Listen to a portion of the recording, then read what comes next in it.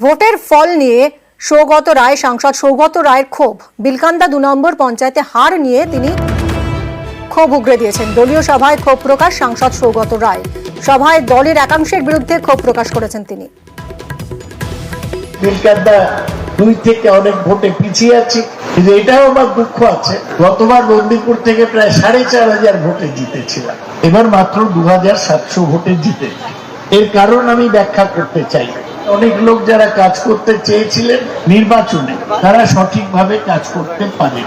দলকে ভালোবাসতে হবে, ব্যক্তিকে নয়। এবং কেউ যদি মনে করে যে আমি অমুককে করতে দেব না, পার্টি এই অধিকার কারোর নেই। দরকার শুধু তৃণমূলের লোকেদের সব একসাথে কাজ করা। ফের রাজ্য নেতৃত্বকে নিশানা সৌমিত্র খাঁয়ের। কেন্দ্রীয় নেতৃত্বের বিরুদ্ধে অভিযোগ নেই, ব্যক্তি নয় চেয়ারের বিরুদ্ধে অভিযোগ। ভোট পরিচালনায় ভুল হয়েছে বলে দাবি সৌমিত্র খাঁয়ের। ফের রাজ্য নেতৃত্বকেই নিশানা করলেন সাংসদ। ফল ঘোষণার পর থেকেই সরব সৌমিত্র খাঁ।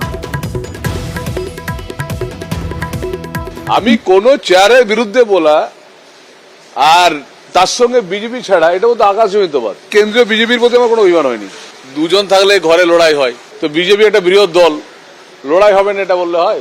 যেখানে লড়াই হয় সেখানে আবার নতুন করে চারাগাছ জন্মগ্রহণ করে। আমাদের শেষ জায়গাটায় যেতে হবে, যে জায়গাটাতে আমরা কোনখানটায় মিসফায়ারিং হয়েছে। রাজ্য সভাপতি পদে সবাই যে কেউ পেতে পারে, রাজনৈতিক পোস্ট ছিনিয়ে নিতে হয়। আমি সৌমিত্র খাঁ ছিনিয়ে নিতে জানি।